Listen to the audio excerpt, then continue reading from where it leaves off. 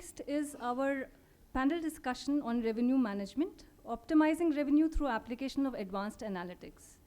Effectively managing revenue and developing collection strategies forms the backbone of any state government, as it ensures a healthy financial status and avoids budgetary deficits.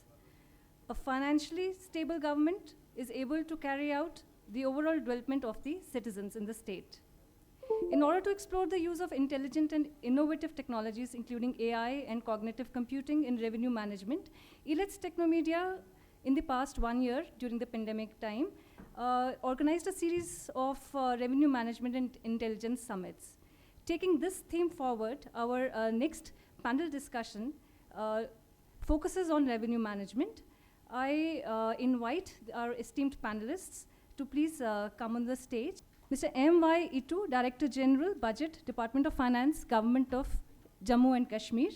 Now I would like to request Mr. Ittoo, how J&K, especially in finance department, looking after the budget part, how you are actually analyzing everything in the finance department, that all departments are actually providing you the revenues which are actually which these departments are capable of, or if you are finding the gaps, how you are ensuring that these departments are filling those gaps. Mr. Ittoo.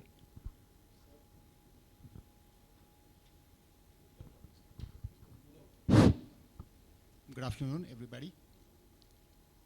I am Director General Budget from J&K Government.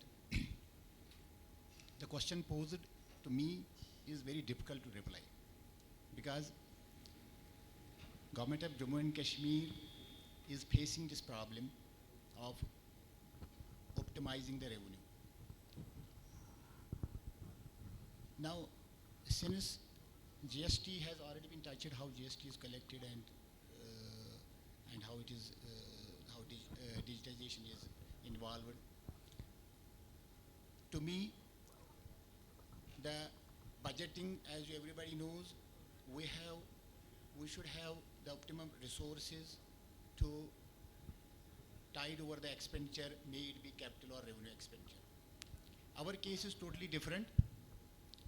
We are having more revenue expenditure than capital expenditure. This is very difficult to cope up. Yes, are in the same position. Now, since to find the resource to meet the expenditure, meet the need, we, as usual, have the funding from Government of India in respect of share in taxes. Now, since we are UT, we are not getting the share in taxes, we are getting a unified grant, sort of grant. Now, what is left with us, there was toll, since that has also gone because of this informal taxation, and one that has also gone. So we are left with excise. In respect of tax side, we are left with excise, stamps, registration fee, and electricity duty, some sort of, but very meager, because as you say, so long as technology is not taken there, the gaps remain there, because we are not getting the collection as we are expecting. As per our revenue targets, we are not getting such collection which we are expecting. Maybe there are gaps, there are leakages which are difficult to fill. But still, Government of J&K from last, sir, this is important to, sir, this is very important.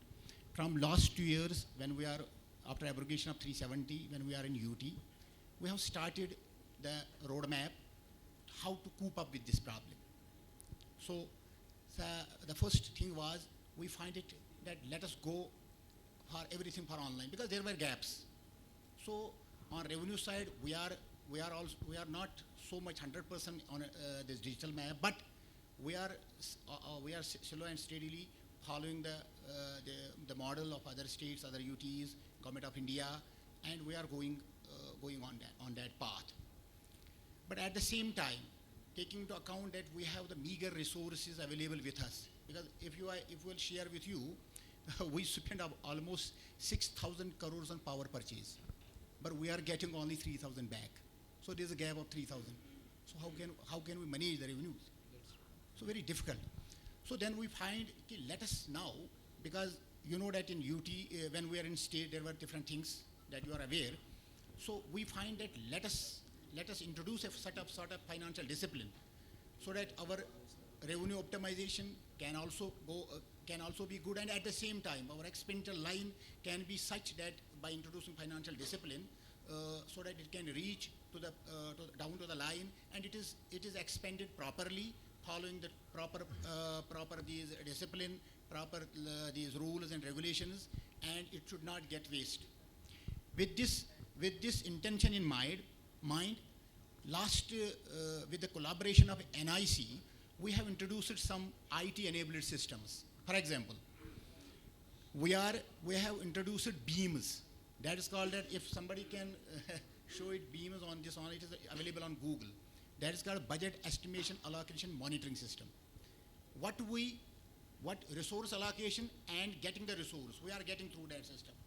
We have every record of revenue the departments are collecting, they put it on the budget estimation allocation system, so that in hand we know what revenue, what collection is with us, so that we can then distribute that resource for our development side, our other revenue expenditure side. That beams has helped us in tiding over this, the gaps, the leakages, or sort of this expenditure and revenue gap. Then going forward, then we find that we are spending, having the meager resources, we are spending because we can't stop capital expenditure, we can't stop revenue expenditure. So we find another IT-enabled system.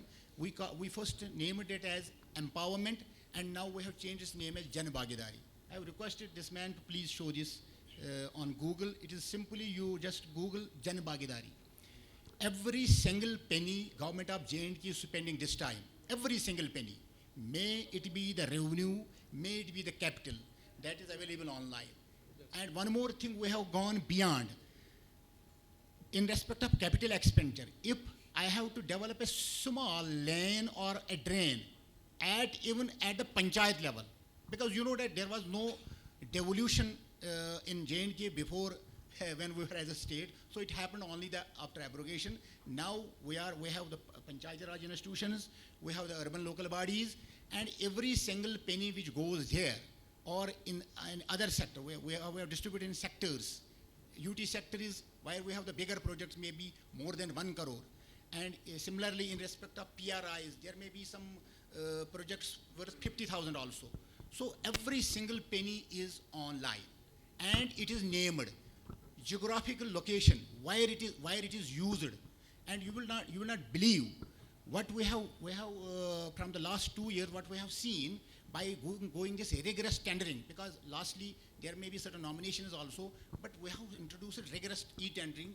Now we are saving almost 20 to 30% out of the projects. So having the meager resources available, so we thought, if we have such meager resources available, let us discipline our expenditure. Now, if you can find there,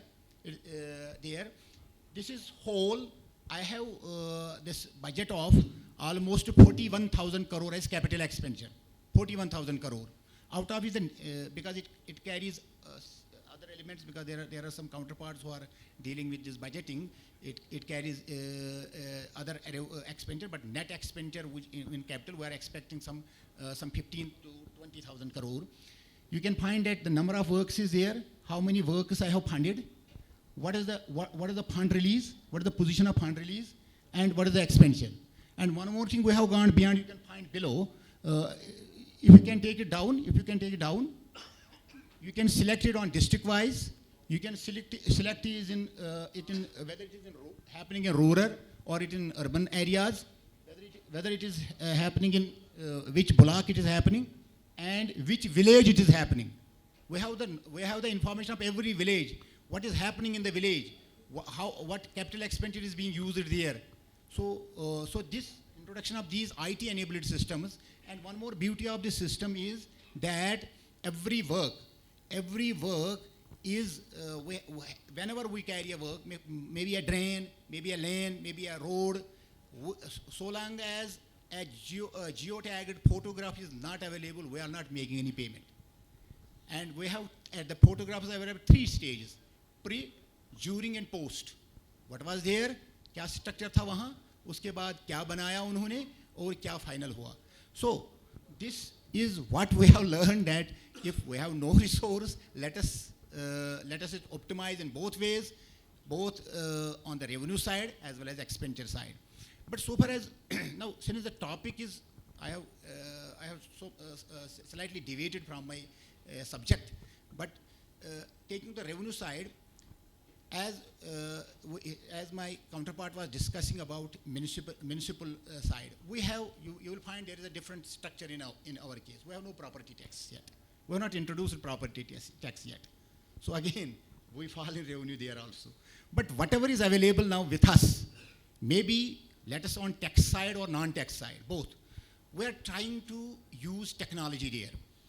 For example, you know, we have world's, in South Asia, we have the one of the biggest tulip garden, which actually flows in the month of ending March or April. It's for just 20 days. And you know that this time we had a walk of almost 4 lakh tourists there, generating almost more than 30 lakh revenue. In the last year, we just generated, and there were leakages. Now we, as you know, the technology is there. Last time, what we do, they were collecting cash. No, we have stopped that. We have used the UPI QR code. So whosoever was coming on, and we even kept the POS machine there. So again, in the last year collection of some 4 or 5 lakh, we have collected 30 lakhs.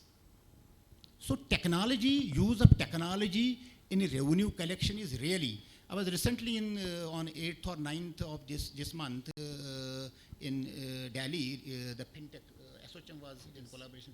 So I think the Fintechs have a lot of role to play in these things. Technology really, I think, mesmerizes this our side. So revenue collection, so far as I am concerned, it can